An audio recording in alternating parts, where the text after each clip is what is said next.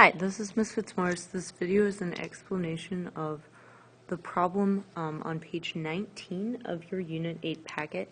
So this is the 1978 M2 problem. And in this problem we have a stick and it's stuck to a pivot point and it's rotating on a flat surface, and we know that the stick has a length L, and it's going to hit this ball right here, which has a mass of M2, and the stick has a mass of M1. After it hits the ball, it says the stick comes to a rest and the ball rolls away. So we want to know in part A, using angular momentum conservation, find the speed of the ball after the collision. Okay, so we're using conservation of angular momentum, sigma L naught equals sigma L.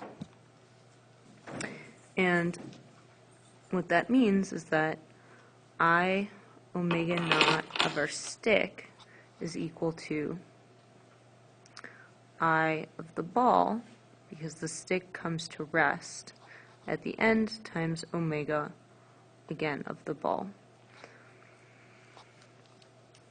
And I of our stick, it tells us that I is equal to m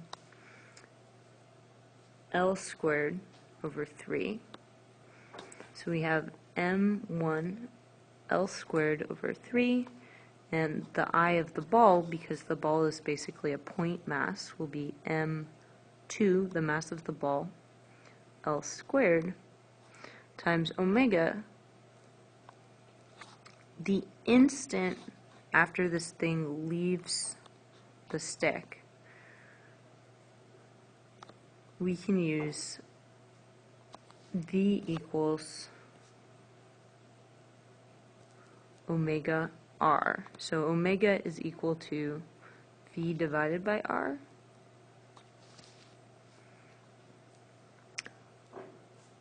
And R will be the length of the stick. Okay, so what I'm going to do is I can cancel out these two L's. I'm going to divide both sides by M2.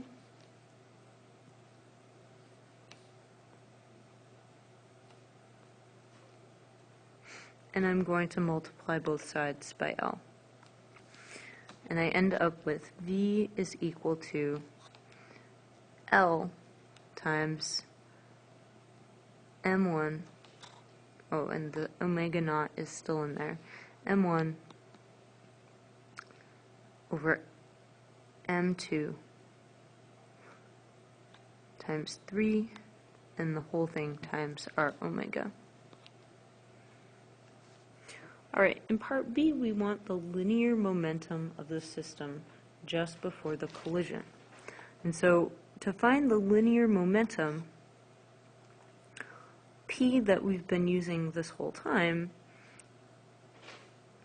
to get the momentum of the system, we have to think about the center of mass. So, if you think about it, the center of mass of this moving object is m over 2. And so we have to find the linear momentum, P equals mv. And by m over 2, I mean L over 2, because it's half the length of the stick. V is omega r, and because the position is L over 2, we have omega times L over 2. So we have P equals m omega L over 2. Afterwards, the ball is moving by itself. Okay, so we have P equals m of the ball, which is m2, and this is m1 because it was the rod, times V of the ball. Okay, and this is what we found in part A. So we're going to go ahead and plug in our answer for part A, which was V equals omega L m1 over 3 m2. Okay, so we have P equals m2 omega L m1 over 3 m2. When we cancel out our masses, we end up with the final momentum as being equal to m1 omega L over 3.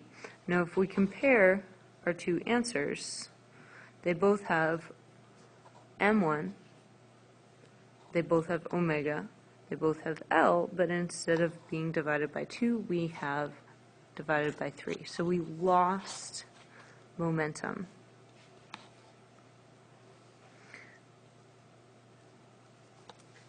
D, it asks us what is responsible for the change in linear momentum. Okay, we know we lost momentum, and we have to think about what is the outside force.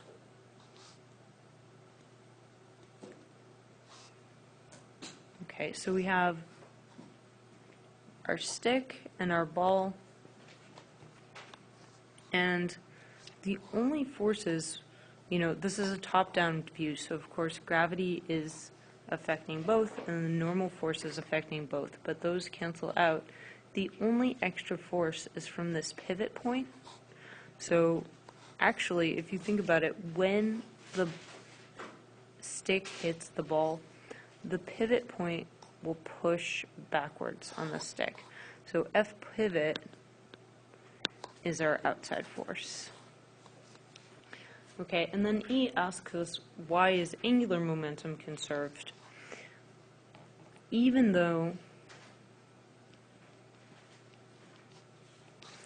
F pivot is an outside force,